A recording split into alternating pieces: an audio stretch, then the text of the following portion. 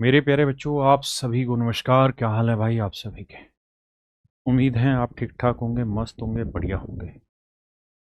क्या हाल है भाई आप सभी के? आप सबके कमेंट एक एक करके पढ़े हैं मैंने। बड़ा अच्छा लगा कल की क्लास का रेस्पॉन्स। सच में मुझे ठीक लगा। और मेरी तरफ से भी मेहनत की डोज बढ़ा दी जाएगी और आपको पढ़ने में भी मज़ा आएगा। बहुत सारे बच्चे पूछ रहे थे कि हम प्रैक्टिस कहाँ से करें। तो मेरे बच्चों, मेरी एक टॉप 100 बुक है, आप उससे प्रैक्टिस कर लीजिए मीन्स के लिए अभी से। अदरवाइज़ मैं ये कहूँगा कि पैसे नहीं भी है तो खर्च मत करें। जो आप तैयारी कर रहे हैं बस इन्हीं को मीन्स में जो सवाल मैं करा रहा हूँ इससे करते रहिए। और अगर पैसे हैं तो ये पोस्टर आपके सामने दिखाई दे रहा होगा स्क्रीन पे, टॉप 100 वाली बुक का। इससे आप परचेज कर सकते हैं और अपनी तैयारी कर सकते हैं अच्छे सवालों की प्रैक्टिस की। नमस्कार मेरे दोस्तों, अब आते हैं आगे आज की क्लास में। देखिए यार, बड़ा मज़ेदार सवाल है। कैट का पूछा हुआ सवाल है, 2021 का सवाल है। पूछा यार एन की वैल्यू बताओ। एन का स्क्वायर रूट मतलब इसका स्क्वायर रूट निकालो। तो आपने ये पैटर्न देखा होगा, गिनती 1 2 3 4 5 6 7 8। 8 के बाद उल्टा 7 6 5 4 3 2 1। इसका मतलब ये 8 बार एक को लिखा गया है। और इसका जब वर्क करोगे तो वर्क का स्टाइल है ये वाला, ये बाबू भैया का स्टाइल है। तो मेरे बच्चे इसका मतलब 8 बार एक आएगा। तो 3 3 6 और 2 8, ये मेरा आंसर। यहाँ 3 3 6 और एक साथ, ये नहीं। क्लियर है मेरे दोस्तों?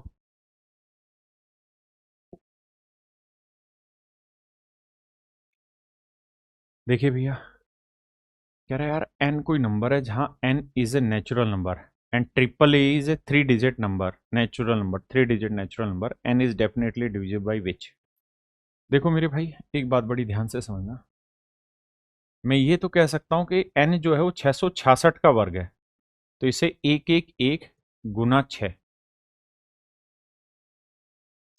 666 के वर्ग को हम ऐसे लिख सकते हैं कि नहीं? आपने कहा जी लिख सकते हैं। और फिर है ट्रिपल ए का स्क्वायर, तो मेरे बच्चे इसे भी हम ट्रिपल 1 का स्क्वायर इंटू ए स्क्वायर ये भी लिख सकते हैं। आपने कहा जी बिल्कुल ठीक है। अब मेरे दोस्तों ध्यान देना, ये नंबर यहाँ पे भी मौजूद है, यहाँ पे भी मौजूद है। तो इसका तो हम सर्टेनली कह सकते हैं कि यार एन जो होगा ना वो हर हाल में 111 के वर्ग से भाग जाएगा ही जाएगा। और 111 का वर्ग होगा 1 2 3 2 1। ये मेरे बच्चे मेरा राइट आंसर है, 1 2 3 2 1। ऑप्शन सी मेरे बच्चे राइट आंसर होगा। हाँ जी।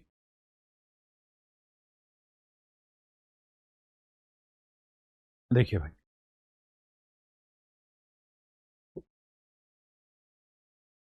कहता है the sum of 4 consecutive 2 digit odd number. कहता है 4 क्रमागत धनात्मक विषम संख्याएं।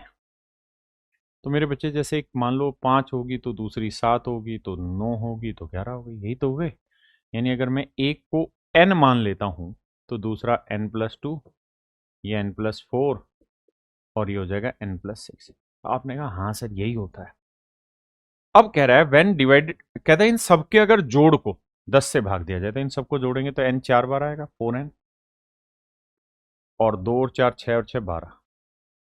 कहते हैं इन सबके जोड़ को अगर 10 से भाग दिया जाए तो जो रिजल्ट आएगा this should be a perfect square.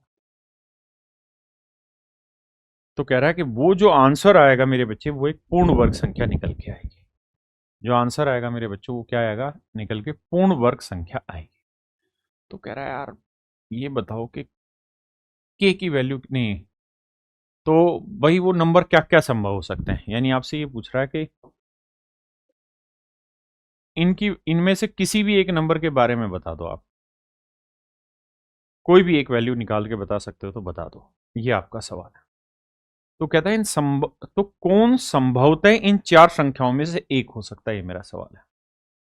देखिए दोस्त, कैलकुलेशन करनी होगी। मैं 2 तरीकों से एक्सप्लेन करूंगा। Let me explain it first by that unique method. लेकिन इनमें थोड़ा सोचना होगा आपको। देखिए, आप शायद इस बात से तो सहमत होंगे कि इस कहानी में अपने को कोई आपत्ति नहीं है। देखिए, पूरे में से 2 ऊपर नीचे से काट दूं तो यहां बचेगा 2n, 2 छिक 12/5, और ऊपर से भी 2 कॉमन ले दें तो ये बचेगा n+3/5। यानी मैं ये कह सकता हूं कि k स्क्वेयर जो आएगा वो 2 टाइम्स ऑफ n+3/5 आएगा। ये मेरे बच्चों मेरा आंसर आएगा, और मैं उम्मीद करता हूं इतनी बात आपको समझ में आई होगी। मैं शॉर्ट में भी समझाऊंगा, लेकिन आप कॉन्सेप्ट समझिए, वो बहुत ज़रूरी है। देखिए, अब कुल मिला के हमें ये सोचना है कि यार एन की क्या वैल्यू हो सकती है। तो ये तो तय है कि ये 2 तो 5 से कटेगा नहीं, तो एन ही कटना चाहिए। तो एन की वैल्यू या तो 2 होगी या 7 होगी, क्योंकि या तो यहां 10 बने या फिर 5 बने यूनिट डिजिट। 2 हो सकती है, देखो ऐसे लिखते हैं, 2 हो सकती है, 12 हो सकती है, 22 हो सकती है, 32 हो सकती है, 42 हो सकती है, 7 हो सकती है, 17 हो सकती है, 27 हो सकती है, 37 हो सकती है, एंड सो ऑन। कोई भी वैल्यू हो सकती है, लेकिन ये तय है कि n की वैल्यू इन्हीं में से कुछ ना कुछ सेट बैठेगी। क्यों? उसका कारण है कि n+3 जो है वो 5 से कटना चाहिए। अगर नहीं कटा तो मामला लफ्फेबाजी में फंस जाएगा। अब मैं पहले ये रख के देखता हूं, 2 रख के देखता हूं। 2 और 3 5 नहीं बनेगा भाई। 2 रखने पे तो 2 और 3 5 से 5 कट के 2 ही रह गया। 12 लेते हैं, 12 और 3 15, 5 से काटेंगे 3, 3 दूनी 6। वैसे भी गलत है। अच्छा, एक चीज और भी ध्यान देना। क्या? इस सवाल ने एक चीज कही थी। अच्छा, 4 क्रमागत 2 अंकों की विषम संख्याओं का योग क्या होगा जब 10। अच्छा, हम ये भी जानते हैं कि n जो है वो 2 डिजिट का नंबर है। अगर 2 डिजिट का नंबर है तो मैं एक चीज तो समझ ही गया कि मैं बेवकूफ हूं जो 2 और 7 रख रहा हूं, क्योंकि n की वैल्यू 2 और 7 तो नहीं होने की, है ना, क्योंकि मिनिमम 2 डिजिट का नंबर है, तो मुझे 12 से ही चेक करना चाहिए था। 22 लेते हैं, 22 और 3 25, 5 से भाग दिया 5, 5 दूनी 10, परफेक्ट स्क्वायर नंबर नहीं होता। 32 लेते हैं, 32 लेंगे तो 32 और 3 35, 5 से काटा 7, 7 दूनी 14, नहीं बन रहा।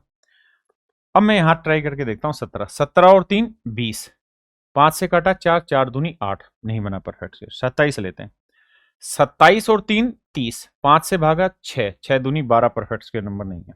37 लेते हैं, 37 और 3 40, 5 से काटा 8, 8 दूनी 16, 16 परफेक्ट स्क्वायर नंबर बन जाएगा। 16 परफेक्ट स्क्वायर बन जाएगा, मतलब 16 किसी ना किसी नंबर का, यानी 4 का परफेक्ट स्क्वायर बन जाएगा। यानी मेरे बच्चे, अगर मैं n की वैल्यू 37 ले लेता हूं, n की वैल्यू 37 ले लेता हूं, तो ये परफेक्ट स्क्वायर बना देगा। मतलब यानी अगर मैं नंबर 37 लूं, 37 और 2 39 लूं, 37 4 41 लूं, 37 और 6 43 लूं, तो ये 4 क्रमागत अगर संख्याएं ले ली जाए मेरे बच्चे, और इनके जोड़ को जब 10 से भाग दिया जाए, इनके जोड़ को 10 से भाग दिया जाए, तो ये तय है कि जो परिणाम आएगा मेरे भाई, जो परिणाम आएगा निकल के, वो एक पूर्ण वर्ग संख्या आ जाएगी। यानी इनके जोड़ को 10 से भाग दिया जाए तो जो रिजल्ट आएगा वो पूर्ण वर्ग संख्या होगी। That is your question. यही मेरे बच्चे इस सवाल का सिद्धांत है, अगर आप समझ गए हैं तो। अब क्या करें, क्या करें कि ना करें कि कैसी मुश्किल है। ये तो है भाई डिटेल। तो 37 39 41, तो रिजल्ट आएगा 37 39 41 43, तो 41 आ जाएगा, ये मेरा आंसर। अब बात करते हैं और कैसे इस तरीके से सवाल को सोच सकते हैं। देखिए, मैं इस बात को समझता ही हूं आपके साथ कि भाई ये 2 अंकों की संख्या है सारी, है ना, यानी 4 क्रमागत संख्याएं जो हैं वो 2 अंकों की है, ये तो तय है। हाँ जी सर, वो 2 अंकों की संख्या है। अब मेरे बच्चों एक बात बताना, इनका जोड़ भी होना चाहिए और जोड़ 10 से भाग भी जाना चाहिए, और इनका जोड़ होके 10 से भाग देके जो रिजल्ट आए वो परफेक्ट स्क्वायर बने, पूर्ण वर्ग संख्या बने। तो मैं ये बात कह सकता हूं कि इनका जोड़ जो होगा ना, आइदर वो 10 होगा या फिर 40 होगा, या फिर 90 होगा, या फिर 160 होगा, या फिर 4 का वर्ग 16, 5 का वर्ग 25, 250 होगा, या फिर 6 का वर्ग 36, 360 होगा। ऐसी संख्या होगी। क्यों? क्योंकि इनमें किसी को भी जीरो हटाओगे, यानी 10 से काटोगे तो जीरो ही तो हटेगा इन सब का, और जीरो हटेगा तो ये सारे के सारे परफेक्ट्स के नंबर ही तो आएंगे भाई। देखिए सोचिए, हम हर सवाल को स्पेसिफिकली उस सवाल के उद्देश्य से ना देखें, हम ये देखें कि हम कितना नया सोच पा रहे हैं सवाल पे, क्योंकि पेपर में ऐसे सवाल बनते हैं, चाहे आप सीडीएस दें, चाहे सीसी सीजीएल दें, या कोई भी चीज दें, that will make change in your part. Clear है? आपने कहा हाँ बात तो समझ में आती। अब आगे आइए, क्या कि यार हमारा आंसर इनमें से होगा तभी तो 10 से कटेगा। अगर मान लो मैंने कह दिया कि यार कोई इनका जोड़ 441 आया, ये परफेक्ट स्क्वायर है, ढक्कन है लेकिन 10 से कटेगा थोड़ी, ये 10 से काटने के लिए तो आखिरी डिजिट चाहिए ना, तो क्यों नाराज हो रहा है? इस बात को समझ। अब सर असली खेल ये है कि ये बताओ कि अधिकतम जोड़ दो अंकों की संख्याओं का अधिकतम जोड़ कितना हो सकता है? आप कहेंगे 400 से ज्यादा नहीं हो सकता, क्योंकि दो अंकों की सबसे बड़ी संख्या 99 ले सकते हैं। अगर 99 99 99 हो तो 400 आया, 400 से ज्यादा तो नहीं आएगा, इसलिए मैंने 360 तक ही लिखा, 360 से आगे नहीं गया, वरना मैं लिखता 490, वो संभव ही नहीं है। अब मुझे देखना है क्या कि भाई किनका जोड़ 360 आ सकता है, या 250 आ सकता है, 160 आ सकता है, 90 आ सकता है, 40 आ सकता है, 10 आ सकता है। देखो दोस्त, 10 तो आंसर होगा ही नहीं, ये बात आप जानते हैं। क्यों नहीं होगा सर? उसका कारण है कि दो दो अंकों की संख्या लेंगे, 10 10 भी लेके चलेंगे तो 40 आएगा कम से कम, तो ये भी नहीं हो सकता। ये कट गई बात, ये कट गई मेरे बच्चे बात। देखिए थोड़ा गहन है, इसीलिए मैंने इसको बेसिक फंडे से समझाया, लेकिन फिर भी अगर आप में से कोई क्रैक कर सकता है तो करना। मेरे बच्चे, चारों की चारों जो संख्याएं थी विषम संख्याएं थी। अगर चारों ओड नंबर है तो किसी भी ओड नंबर का यूनिट डिजिट क्या हो सकता है? 1 हो सकता है, 3 हो सकता है, 5 हो सकता है, 7 हो सकता है, 9 हो सकता है। अगर आप में बुद्धि है तो आप मुझे बता सकते हैं कौन सी चार संख्याएं ली जाएं कि जोड़ जीरो आ जाए, जोड़ जीरो आ जाए। कौन सी चार संख्याएं लेने से जोड़ जीरो आता है? तो आप कहेंगे देखो, 9 और 1 10, 7 और 3 10, यानी 5 अगर ले लोगे किसी ओड नंबर का यूनिट डिजिट तो जोड़ जीरो सेट नहीं होगा, कभी भी जोड़ जीरो सेट होगा ही नहीं। अगर आपको चार नंबर लेने तो 1 3 7 और 9 वाले कोई भी नंबर ले लो, जैसे 11 ले लो, 13 ले लो, 17 ले लो, 19 ले लो, 27 ले लो, 39 ले लो, कुछ भी ले लो, उन जैसे यूनिट डिजिट जोड़ोगे तो यूनिट डिजिट जीरो आ जाएगा। मतलब 1 3 7 9 ही आप पिक कर सकते हैं, इससे ज्यादा नहीं पिक कर सकते। अब मैं चेक करना चाहता हूं कि 90 है कि नहीं है, तो 90 होने के लिए मुझे 21 पकड़ना पड़ेगा। अगर मैं 21 एक नंबर ले रहा हूं तो अगला मुझे लेना होगा 23, अगला लेना होगा 25, 25 में मैं फंस गया, मैंने कहा ही था 5 नहीं ले सकते हम जीरो पे। आपने कहा ठीक है, अब और क्या समाधान है सर? तो हमें 21 से छोटा जाना चाहिए। भाई हम मैक्सिमम 5 नहीं ले सकते तो 23 ले लेते हैं, या 21, या 19 और या 17 ऐसे ले लेते हैं। देखो क्या जोड़ 90 आ रहा है? तो आप कहोगे देखो सर 23 और 17 40, 19 और 21 40, 40 80, ये तो नहीं आ रहा, 90 नहीं आ रहा, यानी 90 तो जोड़ नहीं बनने का, इन नंबर से तो नहीं बनने का, तो ये तो गलत हो गया। 25 वैसे ही आंसर नहीं होगा, यूनिट डिजिट 5 नहीं ले सकते वरना जोड़ी जीरो नहीं बनेगा। अब आते हैं आगे की कार्रवाई पे कि भाई क्या ये बन सकता है? 41 हो सकता है? आओ भाई 41 को ट्राई करते हैं। अगर मैं ये नंबर 41 ले लूं तो 41 ये 43 ये आ जाएगा 45, 5 फंस जाएगा। यूनिट डिजिट 5 तो ले ही नहीं सकते ना, इनमें से चारों नंबर में कोई भी किसी का यूनिट डिजिट 5 नहीं लेना। तो आप ऐसा कर सकते हैं कि इसे 43 रख लें, इसे 41, इसे 39, इसे 47 ना 37, ऐसे रख के चेक कर लो। तो 43 और 37 कितना हो गया? 80, और 41 और 39 80, 80 80 160, ये बन जाएगा। यानी ये पॉसिबल है मेरे बच्चे।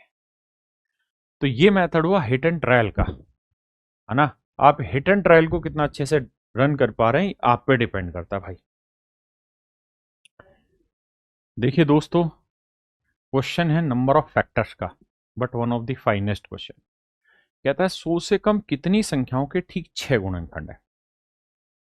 कहता है 100 से कम कितनी ऐसी संख्याएं जिनके ठीक 6 गुणनखंड है।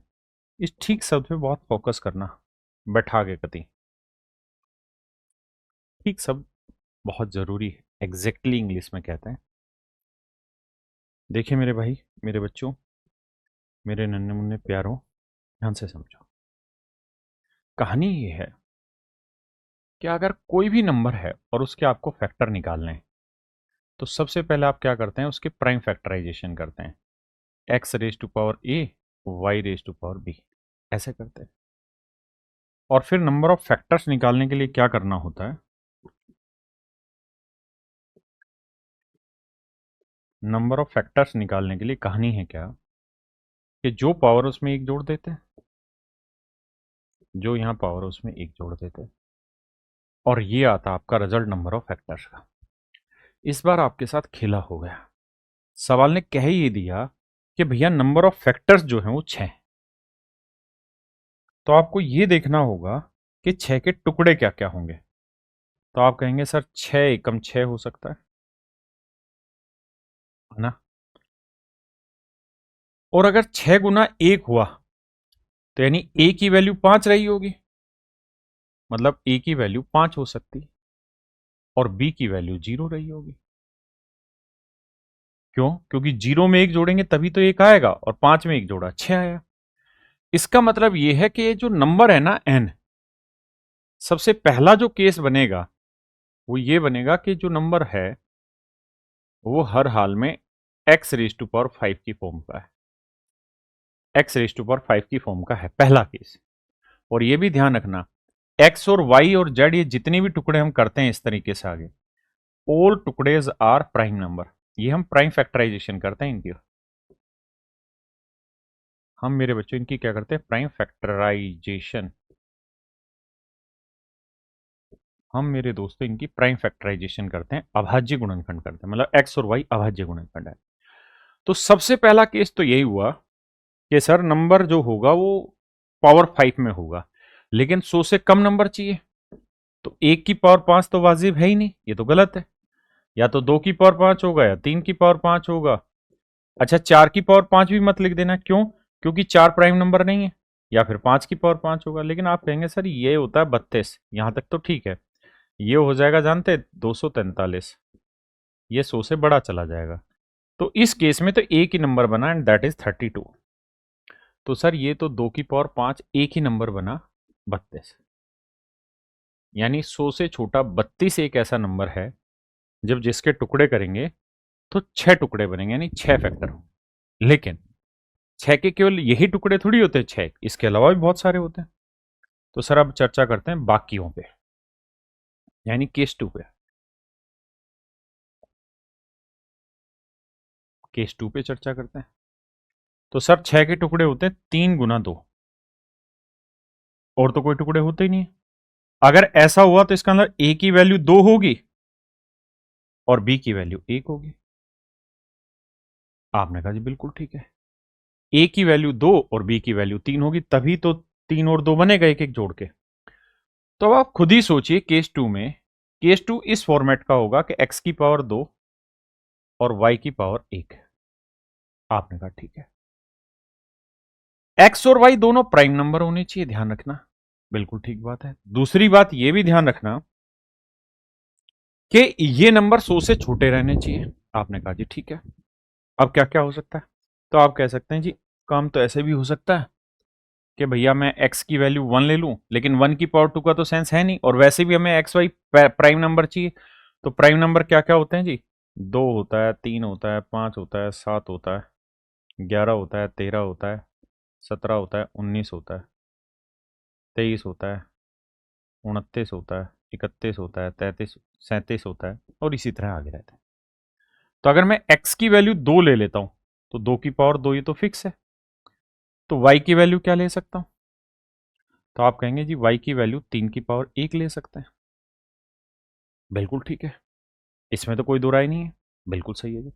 आगे भी क्या क्या स्टेप होंगे वो हम चर्चा करेंगे, और क्या क्या है, क्योंकि 8 या 24 बना। क्योंकि पावर एक ही लेने। 2 की पावर 2 गुना 5 की पावर 2 ले सकते हैं। 2 की पावर 2 ना 5 की पावर 1 था, माफ करना है, क्योंकि यहां पावर 1 है। तो 4 पंजे 20। अच्छा, ये 4 थी 12 था भाई।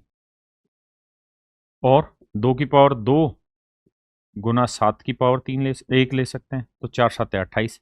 ये भी 100 से छोटा नंबर है। इसके भी फैक्टर निकालोगे तो 6 ही बनेंगे। और तो भैया ऐसे ही 2 की पावर 2 ये बनेगा जी 11 की पावर 1, 13 की पावर 1। यानी आपने ये देखना कि हमें 4 से गुना करके जो रिजल्ट आना चाहिए वो क्या आना चाहिए, 100 से छोटा। तो 17 चौको 68, 19 चौक 76, 23 चौक 92, 29 चौके 116। यानी यहां 23 तक जाएगी ये कहानी। 13, 17, 19 और 23, यहां तक ये कहानी जाएगी। और ये जितने भी नंबर बनेंगे मेरे बच्चे, देखिए आप मेंस के बच्चे हैं तभी समझेंगे, और उन्हीं के लिए है ये। प्रीलिम्स वाले लाला तो नजदीक भी ना आए। तो इसका मतलब मेरे दोस्तों, कितने प्राइम फैक्टराइजेशन हो, मतलब कितने पॉसिबल तरीके हुए केस टू के। तो आपका जवाब होगा 1 2 3 4 5 6 7 8, 8 तरीके हुए। 8 नहीं 9 हो गए ना, 8 तरीके हुए। कितने तरीके हुए मेरे दोस्तों, 8 तरीके हुए। हाँ है ना, किसी भाई को दिक्कत है नहीं। तो यहां एक तरीका था, यहां मेरे दोस्तों 8 तरीके। कितने तरीके मेरे बच्चे, 8 तरीके। आपने कहा जी ठीक है, और आगे क्या केस बन सकते हैं। देखिए जी, केस तो सर हम पे छोड़ दो बनाने। ऐसे खतरनाक केस बना देंगे, मजा आ जाएगा आपको। सर ऐसा भी तो हो सकता है कि ए की वैल्यू 1 आ जाए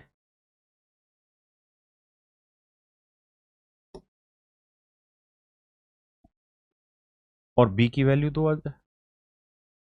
क्योंकि जरूरी थोड़ी है 3 गुना 2 हो, 2 गुना 3 भी तो हो सकता है। आपने कहा हाँ सर बात तो सही है। अगर 2 गुना 3 हुआ तो ए की वैल्यू 1 है और बी की वैल्यू आ जाएगी 2। ऐसा भी संभव है, इसमें भी कोई दो राय नहीं है सर।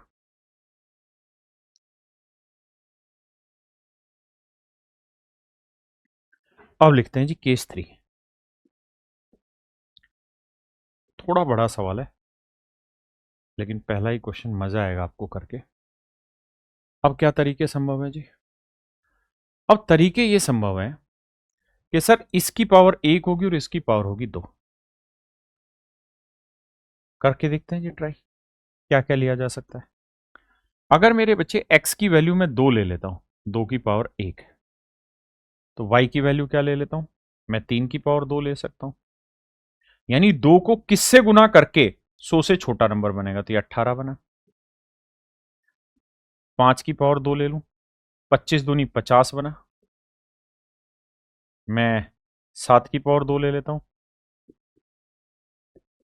तो 49 गुना 2 58 बना ना, 49 गुना 2 98 बना। अब इसके बाद प्राइम नंबर नहीं ले सकता। y की वैल्यू अगर मैं 11 ले लूं तो 11 का वर्ग 121 गुना तो बहुत बड़ा हो जाएगा, और हमें 100 से छोटे चाहिए। तो इस लिहाज से मेरे बच्चे इस केस के इस तरीके से 3 केस बन गए। कितने केस बन गए मेरे भाई, 3 केस बन गए। तो 8 केस वहां थे, 3 केस यहां बन गए। कितने केस बन गए जी, 3 केस यहां बन गए। तो देखिए मेरे भाई, टोटल कितने केसेस बन गए, अब जोड़ लेते हैं। तो 1 और 8 9 और 3 12। तो कुल मिला के मेरे प्यारे बच्चों 12 केसेस बन गए। यानी 12 नंबर ऐसे हैं जो 100 से छोटे हैं और उनके एग्जैक्टली 3 फैक्टर है, एग्जैक्टली 6 फैक्टर है। मेरे बच्चे सवाल थोड़ा बोरिंग जरूर लगा होगा क्योंकि थोड़ा लेंदी हो गया, लेकिन पढ़ने में मजा आएगा। सवाल को सोचोगे तो थोड़ा अच्छा सवाल लगेगा। देखिए मेरे भाई, बढ़िया सवाल है, रिमाइंडर थ्योरम का क्वेश्चन है, ट्राई करिए। सवाल में कह रहे लार्ज नंबर ऑफ एप्पल, यानी सेबों की जो संख्या है वो 2009 की पावर 2009 की पावर 2009 है। अब कह रहा है इन सेबों को कुछ ग्रुप्स में बांटा गया है। हर एक ग्रुप में 42 सेब आते हैं, मतलब 42 सेब के बहुत सारे ग्रुप बांटे गए। लेकिन एक ग्रुप ऐसा है जिसमें 42 सेब नहीं है बल्कि कुछ कम होंगे, यानी एक्स सेब होंगे। तो आपको ये बताना है कि उस x की वैल्यू क्या होगी। यानी सवाल घुमा फिरा के ये कह दिया, जैसे मान लो मैं आपको कहूं कि यार 100 सेब हैं आपके पास, बिल्कुल ठीक है। अब इन 100 सेबों को है ना 30-30 के ग्रुप बनाने हैं, तो आप कहेंगे जी 30-30 के तो 3 ही ग्रुप बनेंगे, तो एक नया ग्रुप बना दो जो बच गए, तो बच गए कितने 10, तो 10 सेब का फिर एक ग्रुप बनाना पड़ेगा। ऐसे ही कह रहा है कि ये टोटल सेब थे इतने, इसमें 45-45 के ग्रुप बना दो और फिर जो बच गया हिस्सा उसको हम नंबर ऑफ एक्स मान लेते हैं, उसमें आर्टिकल बचे तो उसको एक डिफरेंट ग्रुप बना देते हैं। तो आपसे सवाल में यही पूछा जा रहा है यार एक्स की वैल्यू क्या होगी। मतलब आपसे कह ये रहा है कि इसे यार 45 से भाग दो, शेषफल बताओ क्या होगा। ये मेरे दोस्तों हमारा सवाल है। अब मेरे बच्चे इसे भाग देते हैं, क्या पता डायरेक्ट भाग दे के +1 -1 आ जाए तो कहानी सेट हो जाए। 2009 को 42 से भाग देते हैं, 42 से भाग दिया तो 4 दूनी 8, 4 चौक 16, 168 आया। 10 में 8 गया 2, 9 में 6 गया 3, 32, फिर उतारा 9। अब किस पे जाएगा जी, 4 8 है 32, 8 पे तो नहीं जाएगा, 7 पे जाएगा। 7 दूनी 14, 7 चौक 28 और 1 29, तो 9 में 4 गया 5 और 32 में 9 गया 3। यानी मेरे दोस्त शेषफल बच गया 35। तो उतना मज़ा नहीं आया जितना हम सोच रहे थे, मज़ा खराब कर दिए हैं सवाल में। 35 कुल मिला के मेरे बच्चे शेषफल आया। अब एक बात तो हम समझ गए कि शेषफल जो आया 42 - 35 यानी -7 लिखा जा सकता है। भाई +35 लिखो या -7, मैंने -7 लिख दिया। अब मेरे लिए सवाल जानते हैं क्या रह गया? मेरे लिए अब जो सवाल रह गया ना वो सिर्फ इतना कि यार -7 को की पावर 2009 की पावर 2009, इसे 42 से भाग दें, शेषफल क्या आएगा। देखो एक बात तो तय है कि आप माइनस की ये ओड नंबर है, और किसी विषम चीज की घातांक अगर आप विषम चीज रखेंगे तो आंसर हमेशा ओड ही आना है, और अगर आंसर ओड आना है तो मेरे बच्चे आंसर माइनस आएगा। यानी मेरे दोस्तों माइनस आया, बिल्कुल ठीक है। अब 7 की आप जो मर्जी पावर कर लें, मान लो 7 की पावर के है, इन दोनों को सोल्व किया और लेट से के आ गया, तो 7 की पावर के आ गया। अब मैं एक बात तो समझ ही सकता हूं कि यार इसको मैं ऐसे लिख सकता हूं, माइनस को साइन को छिड़ ही नहीं रहा, 7 गुना 7 की पावर के -1, ऐसे तो लिख ही सकता हूं ना मैं इस बात को। आपने कहा यहां लिख दो, और नीचे है 42, तो 7 को 42 से काटेंगे, 7 छिंग 42, जिससे काटा बस उससे ध्यान देना। तो हाँ सर 7 से काटा है। अब सवाल क्या बच गया, माइनस अलग से और 7 की पावर के -1, 6 से भाग देंगे, तो 6 से भाग देंगे +1 आया, +1 की जो मर्जी कवर करो, +1 आया और माइनस का साइन है तो -1 आया, और 6 से भाग देके -1 आया, मतलब रिमाइंडर आया 5। और हमें बस ये समझना है कि काटा किससे था, 7 से, कैंसिलेशन रिमाइंडर थ्योरम। तो जिससे काटा था आखिरी में उसी से गुना करना है। माने मेरे भाई ये तय है कि मेरा राइट आंसर 35 होगा। मतलब 42 से भाग दोगे इस कहानी को तो एग्जैक्ट भाग होते होते आखिरी में 35 बचेगा, और 35 ही मेरे दोस्तों मेरा राइट आंसर होगा। यानी 35 शेषफल आएगा, वही मेरा सही उत्तर होगा। देखिए मेरे दोस्तों सवाल में कह रहा है यदि बी सी का सबसे बड़ा वर्ग भाजक है, यानी कोई नंबर है सी और ये बी से डिवाइड हो रहा है, और बी जो है वो एक ऐसा नंबर है जो परफेक्ट स्क्वायर है किसी नंबर का, ठीक है। या हम यूं कह सकते हैं कि सी का फैक्टर है बी, सी का फैक्टर है बी, ऐसे भी कह सकते हैं। और मेन चीज जो इसमें समझने वाली है वो ये कि भाई सी जो है ना, बी जो है, b is the largest square divisor, ये सबसे बड़ा वर्ग भाजक है। बी जो है वो सी का सबसे बड़ा वर्ग भाजक है, बी जो है वो सी का सबसे बड़ा वर्ग भाजक है। आपने कहा मामला ठीक है। और सी जो है वो ए स्क्वायर को विभाजित कर ना, ए स्क्वायर सी को विभाजित करता है। साथ के साथ वो ये कह रहा है कि सी जो है वो ए स्क्वायर से भी डिवाइड हो रहा है। ओके जी। तो कह रहा है यार ए बी सी के संबंध में आप क्या बात कहोगे, और ए बी सी सारे पूर्णांक है। देखिए यार जब भी ऐसा सवाल आएगा ना तो उसमें उठा के ए बी सी की कोई भी वैल्यू रख लो, तो कुल मिला के हम सी कोई भी एक ऐसा नंबर ले लेते हैं जिसके कुछ फैक्टर किए जा सके, और कोशिश ये करनी कि उसके फैक्टर ऐसे जो परफेक्ट स्क्वायर बन जाए।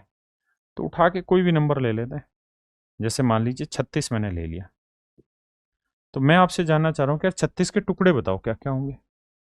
तो आप कहेंगे कि सर देखो 36 के टुकड़े होंगे 1 2 3 4 6 9 12 18 और 36।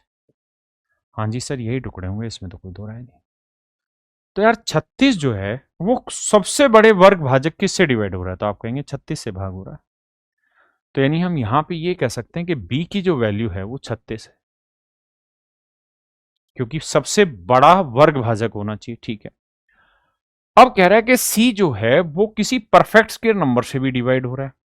तो अब ये बताओ कि जो 36 है वो किस किस परफेक्ट स्क्वायर नंबर से भाग हो रहा है। तो आप कहेंगे 36 जो है वो 1 से भी भाग हो रहा है, 4 से भी भाग हो रहा है, 9 से भी भाग हो रहा है और 36 से भी भाग हो रहा है। और ये सारे के सारे जो है ना मेरे बच्चे, अगर ध्यान से देखेंगे, ये सारे के सारे परफेक्ट स्क्वायर हैं। यानी ए स्क्वायर की वैल्यू इनमें से कोई भी ली जा सकती, क्योंकि उसने ये थोड़ी कहा कि ए स्क्वायर जो है वो सबसे बड़ा हो गया छोटा, उसने कहा कोई भी होगा भाजक। तो अगर ए स्क्वायर की वैल्यू ये है तो मेरे बच्चे ए की वैल्यू क्या हो जाएगी, 1 2 3 और 6, ए की वैल्यू ये हो जाएगी। तो अब हमारे पास बी की वैल्यू 36 है, ए की वैल्यू ये है। पहला ऑप्शन पकड़ते हैं। पहले ऑप्शन में कह रहा है कि यार बी डिवाइड से बी जो है वो ए को भाग देगा। गलत बात है, ए की वैल्यू 1 है और बी की वैल्यू 36 है, क्या भाग दे देगा इसे, नहीं, तो ये तो गलत है। अगला कह रहा है A does not divide B, A B को भाग नहीं देगा। तो बी की वैल्यू 36 है, तो देखो 6 भी 36 को भाग दे रहा है, 3 भी भाग दे रहा है, 2 भी भाग दे रहा है और 1 भी भाग दे रहा है। चारों के चारों मेरे बच्चे 36 को भाग दे रहे हैं, तो ये तो पॉइंट ही गलत आ गया। कहता है ए बी को भाग दे देगा। हाँ भाई, बी, और वैसे भी इस सवाल को ना भी करते तो हमें ये पता है कि या तो बी ठीक होगा या सी ठीक होगा। इसमें कह रहा है ए बी को भाग नहीं देता, इसमें कहता है ए बी को भाग दे रहा है, तो बात ही खत्म। दोनों में से एक होना था, तुक्का भी लगाते तो बी और सी में से लगाते। वैसे यहाँ पे आंसर हो गया मेरे बच्चे सी। अब कह रहा है ए और बी को प्राइम होंगे, बिल्कुल नहीं होंगे, क्योंकि 6 और 36 को प्राइम नहीं है, 3 और 36 को प्राइम नहीं है, 2 36 को प्राइम नहीं है। मेरी बात समझे, तो मेरा ऑप्शन सी राइट आंसर है। देखिए मेरे बच्चे, सवाल में कह रहा है कि यार n जो है ना वो सम धन पूर्णांक संख्या है, जहां भी अलजेब्रिक वैल्यू आए उठा के वैल्यू टेको, बात खत्म। तो अगर n एक इवन पॉजिटिव इंटीजर्स है, धनपूर्ण संख्या है, where n is even natural number, यानी प्राकृतिक संख्या और इवन नंबर है, तो मैं n की वैल्यू उठा के 2 रख लेता हूं, कोई आपत्ति है, नहीं, उसने खुद ही कहा कि पॉजिटिव नेचुरल नंबर है। अब मुझे बताना, यहां रखेंगे तो 2 दूनी 4, 4 और 2 6, तो 2 की पावर 6 क्या है, 64। तो P की वैल्यू आ गई मेरे भाई 64। यहां 2 रखेंगे तो 4 दूनी 8 और प्लस में m था, 4 दूनी 8, 2 की पावर 8 128, नहीं 2 की पावर 8 कितना हुआ भाई, 2 की पावर ये कितना था 6, 64, 7 128, 256 बना, माइनस है, ऐसा लिखा हुआ है। तो कह रहा what should be the least value of m such that p as well as q is divisible by 5। कहता है यार m की सबसे छोटी क्या वैल्यू रखी जाए, p m की क्या सबसे छोटी वैल्यू रखी जाए कि p और q दोनों 5 से भाग हो जाए। तो भाई कोई भी नंबर 5 से तभी डिवाइड होगा जब आखिरी डिजिट 0 या 5 आए। अगर 0 या 5 आ रहा है मेरे बच्चे, उसी केस में मेरे नन्हे मुन्ने बच्चों आपका नंबर p और q एग्जैक्ट डिवाइड होगा, बाकी नहीं। आपने कहा ठीक है, ऑप्शन से रख के देख लो भाई। -1 रखेंगे तो ये तो 63 हो जाएगा, एक रखेंगे 64 और एक 65, 256 में एक गया 255, एक रखने पे 5 से दोनों भाग हो जाएंगे। तो ऑप्शन बी मेरा राइट आंसर। देखिए दोस्त, सवाल में कह रहा है कि कोई नंबर है 7 से भाग जा रहा है, b माइनस ए बराबर 8, b और a डिजिट है और इनका डिफरेंस 8 है। तो भाई दो अंकों का अंतर 8 कब हो सकता है, जब या तो 9 और 1 हो या फिर 8 और 0। इसके अलावा तो डिफरेंस 8 आ ही नहीं सकता बाबू। अब कह रहा है कि यार वह छोटी से छोटी संख्या ज्ञात कीजिए जिसे उपरोक्त संख्या से घटाकर 9 से विभाज्य बनाया जा सके। कह रहा है यार वो छोटे से छोटा नंबर बताओ जिसे यहां इसमें से घटाया जाए। 4 4 a b 6 सबसे पहली बात तो ये ध्यान देना कि ये नंबर 7 से डिवाइड हो रहा है। तो मैं क्या करता हूँ, बी की वैल्यू 9 ले लेता हूँ फर्स्ट टाइम में, और ए की वैल्यू ले लेता हूँ 1। अब देखता हूँ क्या है, 7 से भाग जा रहा है। 7 चिंग 42, 2 बचा, 7 के 21, वेरी गुड। 7 एकम 7, 2 बचा, नहीं जा रहा। यानी 1 और 9 गलत है, ये आंसर नहीं है। मतलब 9 और 1 कट गया। अब 8 और 0 रखते हैं, तो बी को 8 और ए को 0। 7 छिंग 42, कितना बचा भाई? 2 बचा, 7 दूनी 14, 6 बचा, 7 नीम 63, 5 7 ऑटो 56 भाग जा रहा है। तो ये तय हो गया कि एक्चुअल में जो नंबर था वो 44,086 था। अब कह रहा है यार इसमें से क्या घटाएं कि 9 से भाग हो जाए। तो देखो यार, 9 से भाग जाना तो अंकों का जोड़, 4 4 8 और 8 16, 16 और 6 22। 22 में से खुद ही सोचो क्या घटाएं कि 9 से भाग हो जाए। तो आप कहेंगे 2 और 2 4, यानी 4 घटा दो। 22 में 4 गया 18, यानी 4 घटा दोगे तो अंकों का जोड़ 9 से भाग हो जाएगा, मतलब संख्या भी 9 से भाग हो जाएगी। हाँ है ना? दिमाग खोल के तब सवालों को ट्राई करो, खुद से हर सवाल को पहले खुद ट्राई करो। देखिए भाई, सवाल में क्या कर रहा है, Amitabh picks a random integer between 1 and 999, doubles it and gives the result to Shashi. सवाल में कह रहा है कि यार अमिताभ जो है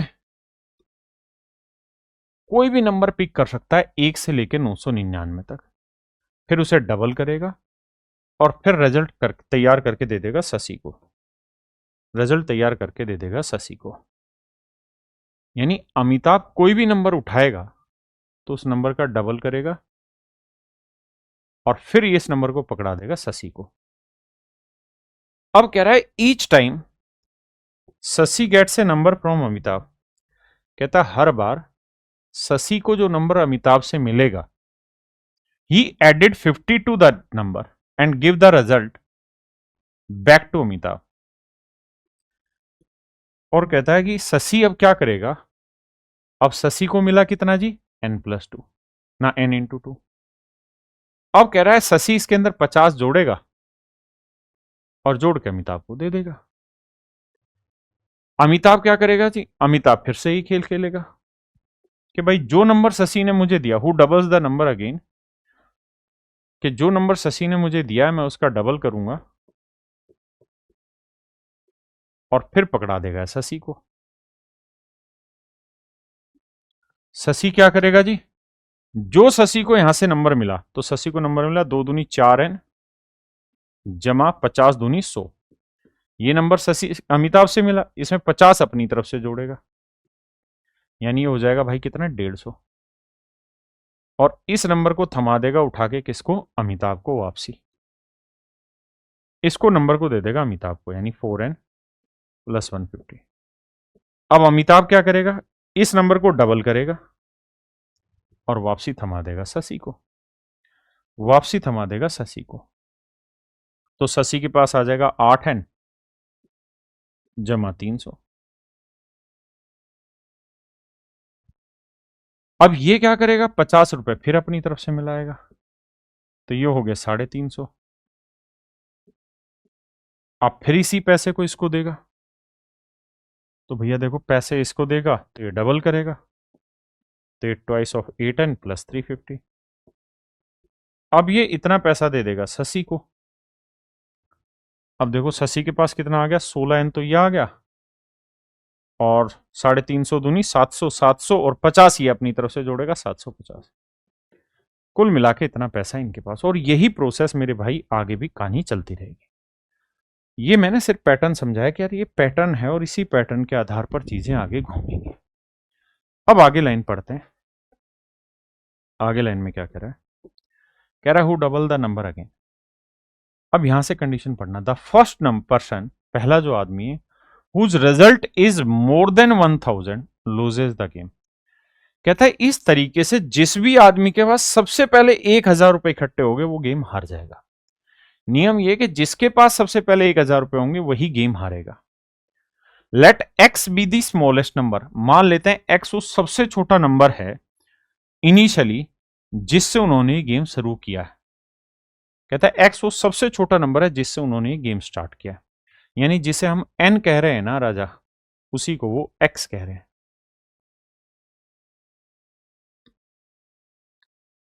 हमने शुरू किया था एन से, वो कह रहा नहीं एन नहीं एक्स से शुरू किया। मान लो एक्स रुपए थे, कोई नंबर एक्स उठाया अमिताभ ने, डबल किया, इसको दे दिया।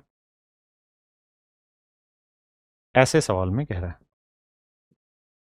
और कह रहा है कि एक्स जो है वो सबसे स्मॉलेस्ट इनिशियल नंबर, एक्स सबसे छोटा नंबर उन्होंने शुरुआत में उठाया, यानी शुरुआती छोटे नंबर से उठाइए, कोई भी एक नंबर होगा आरंभ में जो सबसे छोटा नंबर उठाया। इन ए विन फॉर अमिताभ, कहता है एक्स सबसे छोटा नंबर उठाया गया, इसलिए उठाया गया ताकि अमिताभ जीत जाए। The sum of the digit of x, तो बताओ एक्स के अंकों का योग क्या होगा। अब हिंदी में पढ़ते हैं। पहला व्यक्ति जिसका परिणाम 1000 से अधिक है खेल हार जाएगा। मान लीजिए एक्स वह सबसे छोटी प्रारंभिक संख्या है जिसके परिणाम स्वरूप अमिताभ जीतता है। कहता है अमिताभ ने कोई सबसे छोटा नंबर एक्स पिक किया और इसको पिक करने की वजह से ही अमिताभ जीत गया। यानी सबसे पहले 1000 रुपए जो इकट्ठे हुए हैं वो शशि के पास हुए, अमिताभ के पास नहीं, क्योंकि जिसके पास सबसे पहले 1000 इकट्ठे होंगे वो मेरे बच्चे हारेगा और हमें अमिताभ को जिताना है। सवाल ने ये कहा है, तो कहता है एक्स के अंकों का योग ज्ञात करिए। अब हमें एक्स जो है वो छोटा नंबर लेना है, बड़ा नंबर तो लेना नहीं है, एक्स हमें छोटा नंबर लेना है।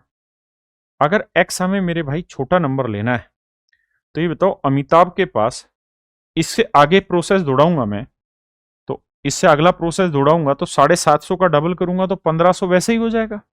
आपने कहा तो मुझे कुछ भी करके इस प्रोसेस को आगे नहीं लेके जाना। क्यों? क्योंकि अगर मैं इसको आगे ले जाऊंगा तो इसका डबल हो जाएगा, 750 का डबल 1500 और 1000 से ज्यादा वैसे ही होगा, और प्लस में एक्स और रहा, तो इसलिए कुछ भी करके इसको यहीं पे रोकना है। अब देखिए यार, समझने वाली बात ये, सवाल थोड़ा कॉम्प्लिकेटेड है लेकिन थोड़ा समझदारों का भी है, कि यहां से ये बात डिसाइड हो गई कि इससे अगला प्रोसेस अगर हमने किया तो अमिताभ हारेगा, निश्चित रूप से हारेगा। अमिताभ को राजीव गांधी भी नहीं जिता पाएगा। क्या कह रहा हूं दोबारा समझना। अगर इस प्रोसेस के बाद मेरे बच्चे अमिताभ गया तो अमिताभ हारेगा ही हारेगा, जीत नहीं सकता। क्यों? क्योंकि इसके बाद जब ये पैसा अमिताभ के पास आएगा ना तो अमिताभ इसका डबल करेगा, तो 16x जमा 750, और जैसे ही 750 का डबल करेगा इसके पास 1000 से ऊपर हो जाएगा, और 1000 से ऊपर होते ही अमिताभ हार जाएगा और हमें अमिताभ जिताना है। तो मैं यहां से क्या समझा सकता हूं आपको? मैं ये समझा सकता हूं यार, चौथे प्रोसेस के बाद,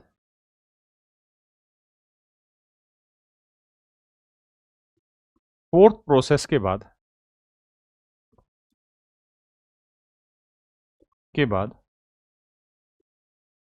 अमिताभ की हार निश्चित है, हार डेफिनेट है। चौथे प्रोसेस के बाद मेरे बच्चे अमिताभ की हार निश्चित है, जबकि सच ये है कि मुझे अमिताभ को हराना नहीं है। सवाल ने कहा कि अमिताभ जिताना है, तो बताओ यार एक्स की क्या छोटी से छोटी वैल्यू ले। ये तय था कि चौथे प्रोसेस के बाद अमिताभ हार जाएगा, इसके पास 1000 से ज्यादा पैसे हो जाएंगे। तो मुझे यहां कोशिश ये करनी पड़ेगी कि भाई चौथे प्रोसेस के आखिर में जो ये पैसा आया ना, ये ही पैसा 1000 से ज्यादा हो ताकि शशि हार जाए। अगर ये पैसा 1000 से ज्यादा हो और ये वाला जो पैसा है ये 1000 से कम हो, ये 1000 से कम हो तो अमिताभ जीत जाएगा, और ये 1000 से ज्यादा हो, जैसे ही 1000 से ज्यादा गया तो शशि हार जाएगा। यानी मेरे भाई हमें करना यह है कि अमिताभ का 8 दूनी 16x जमा 700, अमिताभ का है 16x जमा 700, और शशि के पास है 16x जमा 750। हमें सेटिंग ये बैठानी कि यार ये जो पैसा है ये हर हाल में 1000 से ज्यादा हो, और ये वाला पैसा हर हाल में 1000 से छोटा हो। उसी कंडीशन में तो मेरे बच्चे अमिताभ जीतेगा और शशि हारेगा। सवाल थोड़ा कॉम्प्लिकेटेड है, आप ये जरूर कह सकते हैं कि हम इस प्रोसेस तक क्यों आए, हम दूसरे प्रोसेस पे ये डिसाइड कर लेते हैं। मेरे बच्चे कहानी ये है कि हम यहां से एक बात तो समझ गए कि चौथे प्रोसेस के बाद है ना अमिताभ का हारना निश्चित है। हम यहां से एक ही चीज डेफिनेट कर पाए कि पहला, दूसरा, तीसरा, चौथे के बाद जैसे ही पांचवा प्रोसेस डालूंगा अमिताभ की घंटी बज जाएगी हारने की। और सवाल ने कहा अमिताभ जिताना है, तो बताओ एक्स की सबसे छोटी वैल्यू क्या ली जा सकती है। तो देखो यार, सोल्व करने जब जाएंगे इसे तो मेरे बच्चे एक बात तो हम यहां से समझ गए कि 16x जमा 750, 16x जमा 700, ये 1000 से बड़ा होना चाहिए और ये 1000 से छोटा होना चाहिए। यानी हमें आंकड़ा x का ऐसे रखना है कि ये डाटा सेट हो जाए, ये डाटा सेट हो जाए। अब मेरे दोस्तों खेल ये है कि यूं समझ लीजिए कि मुझे इसकी वैल्यू 1000 से बड़ी लानी है और इसकी वैल्यू 1000 से छोटी लानी है। तो अगर मैं 16x की वैल्यू 250 से छोटी रख दूंगा, अगर मैं 16x की वैल्यू 250 से छोटी रख दूंगा, अगर मैं 250 रखूंगा तो 1000 बन जाएगा, 250 से छोटी रखूंगा तो भैया ये जीत जाएगा। और अगर मैं 250 से बड़ी रख दूंगा, यहां पे वैल्यू 16x की वैल्यू 250 से थोड़ी भी बड़ी रखूंगा तो 250 से बड़ी जमा 750 करूंगा तो 1000 से ज्यादा चली जाएगी। हाँ है ना। और हमें करना यही है कि शशि हराना है, तो हमें हर हाल में शशि की वैल्यू 1000 से ऊपर ले जानी है। तो मैं क्या करता हूं, 16x की वैल्यू 250 से थोड़ी बड़ी रखता हूं। यानी मैं ये कह रहा हूं कि भाई 16x की जो वैल्यू है वो 250 से थोड़ी बड़ी रखनी है, 250 से थोड़ी बड़ी रखनी है। और यहां पे देखें तो मेरे भाई यहां 16x की जगह क्या रख सकते हैं, 300, 700 और 300, 1000। यानी हम ये कह सकते हैं कि 16x की वैल्यू 250 से तो बड़ी रखनी है, लेकिन 16x की वैल्यू 300 से छोटी रखनी है, 300 से छोटी रखनी है ना। ये मैंने निशान गलत लगा दिए कि 16x की वैल्यू 250 से तो बड़ी रखनी है, लेकिन 16x की वैल्यू 300 से छोटी रखनी है। यानी 16x की वैल्यू 250 से 300 के बीच में जब रखेंगे तो 250 से बड़ी वैल्यू रख देंगे तो ये 1000 से बड़ा चला जाएगा, और 300 से छोटी वैल्यू रख देंगे तो ये 1000 से नीचे रह जाएगा और यहां पे अमिताभ चुनाव जीत जाएगा। तो हमें x की ऐसी वैल्यू सोचनी है। तो देखो 16 का मल्टीपल पढ़ना शुरू करते हैं, जो 250 से ऊपर हो 16 से भाग देते हैं, 16 एकम 16 है ना। तो बच्चा कितना है, यहाँ 16 से भाग देंगे 9, 16 पंजे 80, 16 छिक्के 96। अगर 16 गुना 16 ले लेते हैं तो 16 16 होता है 256, और 256 पे डाटा सेट होता है ना। 256 पे डाटा सेट हो जाएगा। अगर मैं 16 गुना 15 रखूंगा ना यहाँ, तो वैल्यू आएगी 240, और 240 चाहिए नहीं मुझे, 250 से बड़ी वैल्यू चाहिए। अच्छा, मुझे x की सबसे स्मॉल वैल्यू भी चाहिए, शर्त ये भी कि x की वैल्यू सबसे स्मॉल हो। अगर x की सबसे स्मॉल वैल्यू हो तो फिर x की सबसे स्मॉल वैल्यू मुझे लेनी होगी 16, क्योंकि 16 रखूंगा तभी 16 16 256 आएगा, जो इससे बड़ा होगा और इससे छोटा। और सवाल ने ये पूछा है कि भाई x की सबसे स्मॉलेस्ट वैल्यू क्या लें, तो x की सबसे स्मॉलेस्ट वैल्यू 16 ही सेट होगी। तो अंकों का जोड़ 6 और 1 7, और यही हमारे सवाल का सही उत्तर हो। यही मेरे बच्चे हमारे सवाल का सही उत्तर हो। अब इसी सवाल को थोड़ा और गहराई में उतारने की कोशिश करता हूं। अब आप मुझे ये चीज भी कह सकते थे कि सर ये कार्रवाई तो हम यहां करना चाह रहे हैं, हम ये कह रहे हैं कि इसके पास है 4x जमा 50 ना 100, ये वैल्यू हर हाल में 1000 से छोटी रहनी चाहिए, और ये जो वैल्यू है 4x जमा 150, ये 1000 से बड़ी रहनी चाहिए। जब ये 1000 से बड़ी होगी तभी तो शशि हारेगा, क्योंकि जिसके पास 1000 से ज्यादा गया शशि हार जाएगा। तो सर ये बताना कि कहानी कहां सेट करें, बताओ, लगाओ दिमाग सर। तो सर मैं कहूंगा कि देखो यार 100 है तो 4x की जो वैल्यू है ना वो हर हाल में 900 से छोटी रखना, और 4x की वैल्यू 850 से बड़ी रखना। हाँ जी। अब यहां सोच के देखना कि x की स्मॉलेस्ट वैल्यू आएगी कि बड़ी वैल्यू आएगी। ये तो बढ़ती वैल्यू चली जाएगी, जबकि हमें चाहिए छोटी वैल्यू। उसने कहा था x की स्मॉलेस्ट वैल्यू बताओ। तो मेरे बच्चे फिर इसीलिए मैंने इस प्रोसेस को आखिरी तक ले गया हूं ताकि x स्मॉलेस्ट आ सके। हाँ जी।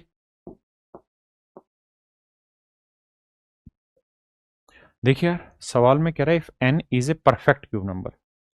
सवाल में कह रहा है कि n जो है वो परफेक्ट क्यूब नंबर है, पूर्ण घन संख्या है, जहां p q r और s धनात्मक पूर्णांक है। तो p plus q plus r का सबसे छोटा मान क्या होगा, क्या था सबसे छोटा मान क्या होगा। देखो यार, अगर मेरे दोस्त कोई नंबर है, अगर मैं इसे a cube into b cube लिख दे रहा हूं, तो भी तो मैं इसे a इंटू बी का क्यूब लिख सकता हूं, तो ये परफेक्ट क्यूब बन गया।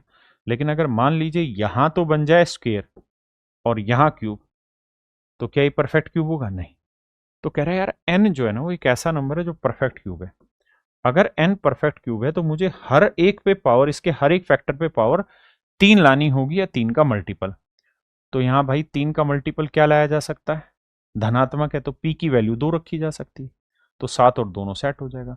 यहां क्यू की वैल्यू क्या रखी जा सकती है जी? सर क्यू की वैल्यू अगर मैं 2 रख लूं तो 2 में 2 गया 0 और 7 की पावर 0 एक, एक अपने आप में परफेक्ट क्यूब होता है, तो क्यू का मान भी 2 हो गया। आर की वैल्यू क्या रखें? तो आर की वैल्यू ले लेते हैं 2 और 1 3, ये भी क्यूब बन जाएगा, तो आर की वैल्यू 2 आ गई। एस की वैल्यू क्या लें कि 3 की पावर एस है, तो भैया एस की मिनिमम जो वैल्यू रख सकते हैं आप 0 ले सकते हैं, क्योंकि 3 की पावर 0 होगा 1 और वो परफेक्ट क्यूब बना देगा। हमें चाहिए थी मिनिमम वैल्यू, तो 2 और 2 4 और 2 6, तो मिनिमम वैल्यू आई 6। लेकिन यहां पे एक दिक्कत है। दिक्कत कहां है उसको ध्यान से पढ़ना। सवाल ने कहा पॉजिटिव इंटीजर्स, और जो मेरे बच्चे पॉजिटिव इंटीजर्स होते हैं ना, वो हमेशा चालू होते हैं 1 से। छोटी सी गलती और मामला साफ, सवाल आते हुए गलत कर देंगे।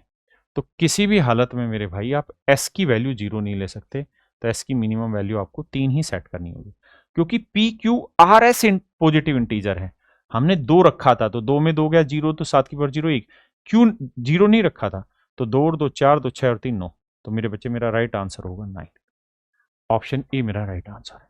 हाँ जी, देखिए मेरे भाई, सवाल में कह रहा है निम्नलिखित में से कौन सा गलत है? The sum of two even number each raised and odd power is even. कहता है यार दो सम संख्याएं जिनकी घातांक विषम है, तो मेरे बच्चे अगर किसी सम संख्या की पावर आप विषम भी करेंगे तो भी वो इवन ही आएगा, और इवन में इवन जोड़ेंगे तो रिजल्ट हमेशा इवन आएगा। कहता है दो सम संख्याओं का योग जिसमें से प्रत्येक को विषम घात तक बढ़ाया जाए तो सम होता है। पहली स्टेटमेंट तो ठीक है। उसने हमसे पूछा कौन सा गलत है, तो पहली ठीक है। सेकंड में the sum of two odd number each raise to an odd power is even. कहता है दो विषम संख्याएं हैं और इनकी पावर भी ओड, तो मेरे बच्चे अगर ओड नंबर की आप पावर ओड करें या इवन करें कोई फर्क नहीं पड़ेगा, रिजल्ट ओड ही आएगा। और ओड में ओड जोड़ेंगे तो मेरे बच्चे परिणाम आएगा इवन। तो सवाल में कह रहा था sum of two odd number each raise to an odd power is an even, तो ये बात सही है कि भाई परिणाम इवन आएगा, ये बात बिल्कुल करेक्ट है। थर्ड पे आते हैं। कहता था reminder when divided an event by an odd number is even और जीरो। कहता है सम संख्याओं को विषम संख्या से भाग देने पर शेषफल सम या शून्य होता है। कहता है सम संख्या को, इवन नंबर को ओड नंबर से भाग अगर हम देते हैं तो कहता है कि जो रिमाइंडर आएगा वो या तो इवन आएगा या फिर जीरो आएगा। ऐसा सवाल में कहने लग रहा है। तो कह रहा है यार ये बताओ ये स्टेटमेंट सही है या गलत है? तो मेरे बच्चे कोई इवन नंबर ले लेते हैं हम 4, ठीक है, या 14 ले लेते हैं, और मेरे बच्चे हम इसे किसी ओड नंबर 3 से भाग देते हैं, तो 3 चौक 12, रिमाइंडर आया कितना 2, तो रिमाइंडर ओड नंबर आ रहा, बिल्कुल ठीक बात है। अगर मैं 16 ले लेता हूँ, 16 लेता हूँ तो 3 पांजे 15, रिमाइंडर आया 1, ये तो ओड आ गया। जबकि उसने तो ये कहा था कि किसी भी इवन नंबर को ओड से डिवाइड करोगे तो रिमाइंडर हमेशा ही इवन या जीरो होगा। ये बात तो गलत है, क्योंकि 16 इवन नंबर है, 16 को 3 से भाग देंगे, 3 5 15, एक शेषफल आ जाएगा। इसमें तो कहाँ सेटिंग है? लेकिन उसने हमसे पूछा यही था कि कौन सा गलत है, तो मेरे बच्चे यही गलत है, बाकी हमें फिर चेक करने की जरूरत ही नहीं।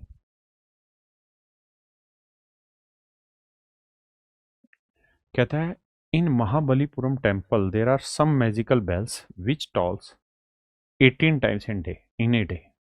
कहता है महाबलीपुरम मंदिर में कुछ जादुई घंटियां हैं जो एक दिन में एक साथ 18 बार बजती हैं, 18 बार बजती हैं, लेकिन हर घंटी अलग अलग समय अंतराल पर बजती है, लेकिन मिनटों के भिन्न में नहीं है। मंदिर में घंटियों की अधिकतम संख्या क्या होगी? देखना यार ध्यान से। सबसे पहले मुझे ये बताओ मेरे बच्चे कि एक दिन में कितने घंटे होते हैं? तो आपका जवाब होगा जी 24 घंटे होते हैं।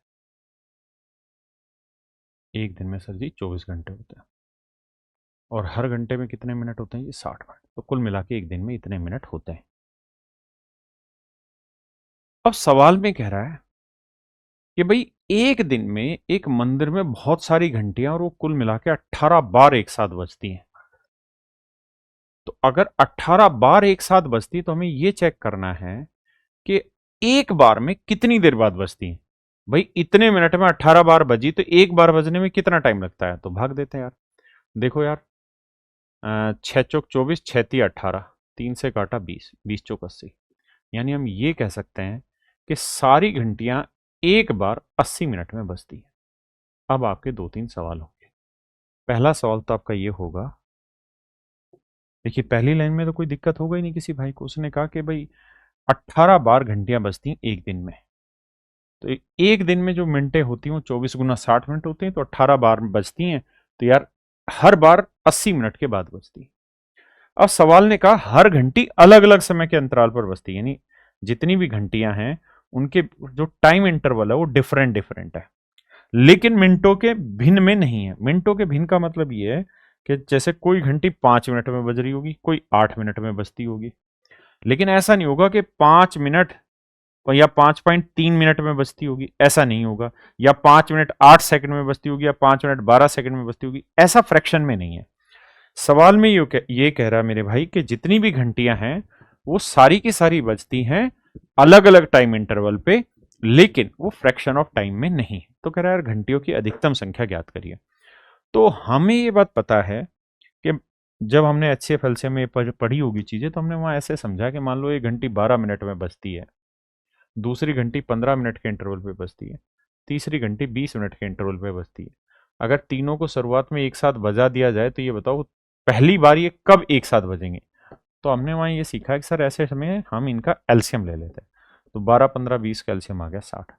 तो हम कह देंगे कि सर हर 60 सेकंड या हर 60 मिनट के बाद सारी घंटियां एक साथ बजेंगी। यहाँ पे भी मेरे बच्चों हमें यही काम करना है। यहाँ हमें वो एलसीएम पहले से दे रखा ला के, एलसीएम मेरे बच्चों हमें ला के दे रखा है।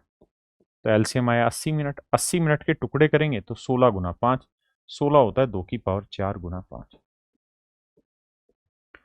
तो कह रहा है कि घंटियों की अधिकतम संख्या क्या हो सकती है। तो हम एक बात जानते हैं कि यार जितनी भी घंटियां थी उन सारी घंटियों के टाइम का हमने एलसीएम लिया, और एलसीएम लिया तो 80। तो अब मैं ये जानना चाह रहा हूं कि 80 कितनी संख्याओं का एलसीएम आ सकता है। 80 कितनी संख्याओं का एलसीएम आ सकता है, ये मैं सवाल में जानना चाह रहा हूं। तो कुछ नहीं करो, आप सिंपल ये देखो कि यार 80 के फैक्टर क्या हुए। तो फैक्टर निकालने का तरीका, जो पावर उसमें एक जोड़ो भाई। 4 4 में एक जोड़ा 5, एक में एक जोड़ा 2। तो यानी 10 नंबर ऐसे हैं जिनका एलसीएम 80 आ सकता है। 10 संख्याएं ऐसी मेरे बच्चे जिनका एलसीएम 80 आ सकता है। अगर आप इसे और डिटेल में जानना चाहते हो तो आप ये कह सकते हैं कि इसकी जो घंटियां होंगी कि 10 घंटियां कितनी कितनी देर में, 80 के टुकड़े करेंगे तो 1 से भाग होगा, 2 से भाग होगा, 4 से भाग होगा, 5 से भाग होगा, 6 से भाग होगा नहीं होगा, 7 से नहीं होगा, 8 से होगा, 10 से होगा, 11 से होगा, 12 से होगा ना, 16 से होगा, 20 से होगा, 40 से होगा, 80 से। यानी ये वो 10 घंटियां हैं जिनके टाइम इंटरवल का गैप है। अगर इन सारे गैप का आप एलसीएम लेने जाओगे तो 80 ही निकल के आएगा। यही मेरे बच्चे सवाल है। सवाल का नेचर देखिए कितना बढ़िया तरीके से घुमा फिरा के, मतलब बिल्कुल परोस के आपको दिया है। और मेरे बच्चे यही मेहनत हमारी लगती है इन क्वेश्चंस को तैयार करने में, ताकि आपसे सवाल नया बनाएगा तो कैसे बनाएगा। देखिए एक बात हमेशा ध्यान रखिएगा, सवाल नया कुछ नहीं होता, सवाल की लैंग्वेज नहीं होती। कैसे चाशनी में लपेट के फेंका जाए वो नया हिस्सा। करिए जिस सवाल को। देखिए यार बहुत फुद्दू सा सवाल है ये सवाल रीजनिंग का, लेकिन करते हैं। कहता है once I met 2 person of the same parents namely Asmita and Amisha. कहता है यार एक ही माँ बाप के दो बच्चे हैं, एक का नाम है अस्मिता, अस्मिता, और एक का नाम है अमीशा। दो बच्चे हैं भाई। ये गर्ल हुई भाई, ये बॉय। अस्मिता एंड अमीशा दोनों ही लड़कियां हुई यार, नाम से तो मारो गोली। अब कह रहा है मीन वाइल, यहां से शब्दों को ध्यान से पढ़ना। मीन वाइल जबकि अस्मिता टोल्ड मी, अस्मिता ने मुझे बताया, यानी ये सारे एक ही पेरेंट्स के बच्चे हैं। अस्मिता ने मुझे बताया ना, क्या है मीन वाइल अस्मित, अच्छा अस्मित है ये, अस्मिता नहीं अस्मित है, अस्मित है तो ये लड़का हुआ। Asmit told me that he has twice the number of sisters as the number of brothers. कहता है अस्मित ने बताया कि भाई मेरे पास जितने भाई है ना उसकी डबल मेरे पास बहन है। तो ये बॉय है, ये गर्ल है। तो अस्मित का कहना है कि मेरे भाई ब्रोदर और सिस्टर की जो संख्या का रेशियो 1:2 है। कह रहा है यार मेरा अगर एक भाई है तो बहनें होंगी तो। जबकि फर्दर अमीषा टोल्ड मी, जबकि इसके अलावा अमीषा ने भी ज्ञान दिया मुझे। क्या ज्ञान दे दिया? Amisha told me that she has twice the number of brothers as the number of sisters. तो अमीषा ने कहा कि मेरे पास जितनी बहनें हैं उसका डबल मेरे भाई हैं। अमीषा कह रही कि मेरी एक बहन है तो भाई मेरे दो, भाई मेरे दो हैं। Actually it was very confusing for me, और ये मेरे लिए थोड़ा कंफ्यूजिंग है। So do you know that how many brothers and sisters are in their family? तो बताओ कितने भाई बहन हैं उनके परिवार में। तो यार बड़ा सिंपल है, मैं कह रहा हूं जितना मेरे भाई है उसकी डबल मेरी बहन है, और मेरी बहन कह रही है कि जितनी मेरी बहन है उसके डबल मेरे भाई हैं। तो इसका बड़ा सिंपल सा मतलब है यार कि लड़के भी दो होंगे, बॉय वन बॉय टू, और लड़कियां भी दो होंगी यार। कैसे? देखो, सवाल ने यही तो कहा भाई। बी ने कहा कि मेरे जितने भाई है तो इसका एक भाई है तो इसकी डबल बहन है, तो देखो दो बहनें हो गई। और इसने भी कहा मेरी जितनी बहनें यानी एक बहन है, इसके डबल भाई हैं। तो कुल मिला के परिवार में 4 भाई बहन है। यही आपसे सवाल में पूछा या मेंबर पूछा हुआ है? यही पूछा होगा कितने लोग, कितने भाई बहन है।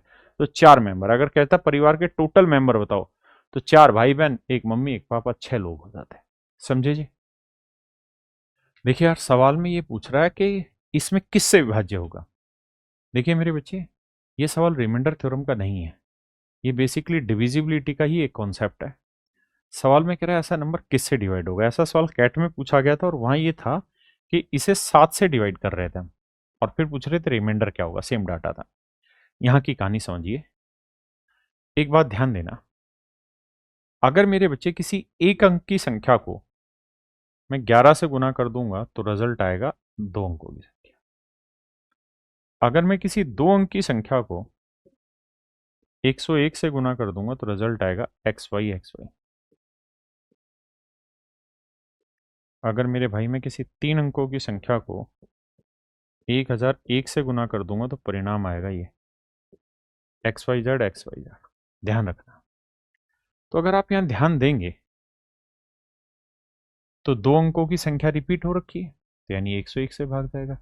यहाँ पे भी 2 अंकों की संख्या रिपीट हो रखी है, 101 से भाग जाएगा। भाई किसी भी 2 अंक की संख्या को 101 से गुना करेंगे तो रिपीटेशन हो जाएगा। तो यानी ये नंबर हर हाल में 101 से भाग जाएगा। ये भी भाग हो रहा है, ये भी भाग हो रहा है, यानी 101 से दोनों नंबर भाग हो।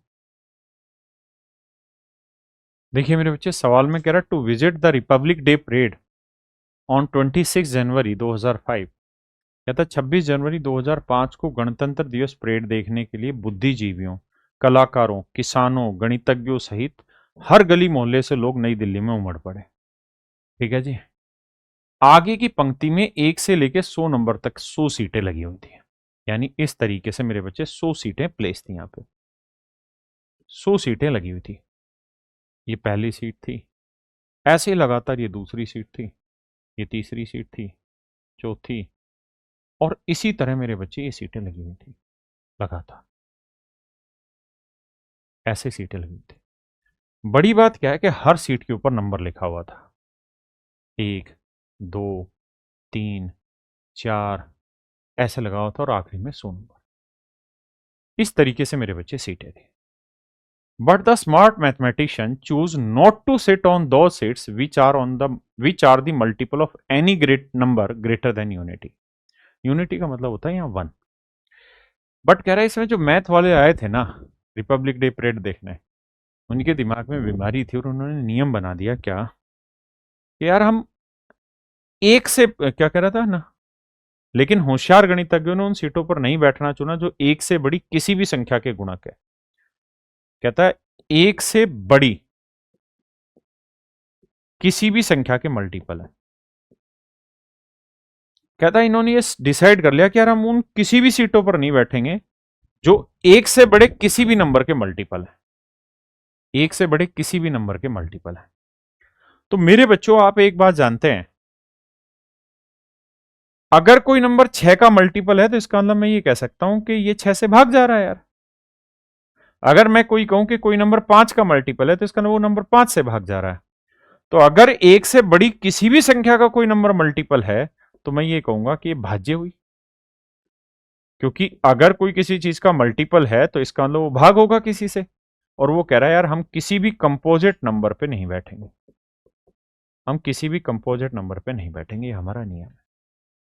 कहता है 1 से 100 नंबर की सीटें थी, लेकिन होशियार गणितज्ञों ने उन सीटों पर नहीं बैठना चुना जो एक से बड़ी किसी भी संख्या के मल्टीपल है, एक से बड़े किसी भी नंबर के मल्टीपल है। तो बेसिकली उन्होंने जानते हैं क्या डिसाइड किया, उन्होंने डिसाइड किया कि हम प्राइम नंबर पे ही बैठेंगे। क्या डिसाइड किया कि भाई हम किस पे बैठेंगे, प्राइम नंबर पे बैठेंगे। इन आगे की पंक्तियों की कुर्सियों पर कितने गणितज्ञ बैठ सकते हैं, तो बताओ यार कितने मैथमेटिशियन आगे की लाइन में बैठ सकते हैं, ये सवाल है। तो आपको ये पता होना चाहिए कि यार 1 से 100 तक है ना 25 प्राइम नंबर होते हैं, 1 से 100 तक 25 प्राइम नंबर होता है। और यही चीज पूछने के लिए उसने बहुत दिमाग दौड़ाया और सवाल को घुमा दिया। लेकिन समझने वाली बात यहां ये है, जो मेन पॉइंट है सवाल का वो ये, there were 100 seats in front of row this but the smart mathematician choose not to set on those seats which are the multiple of any number greater than unity. यानी एक से बड़े किसी भी नंबर के मल्टीपल पर बैठने से उन्होंने मना कर दिया। इसका मतलब ये नहीं कह रहा कि एक पे नहीं बैठेंगे, एक पे बैठने का तो उन्होंने कहा ही नहीं। वो कह रहे हैं यार एक से बड़ा कोई भी नंबर, कोई कोई ऐसा नंबर है, मान लो मैंने लिखा है 15, और एक से बड़े किसी भी नंबर का अगर ये मल्टीपल है, जैसे 3 का मल्टीपल है, तो कहता हम इस पे नहीं बैठेंगे।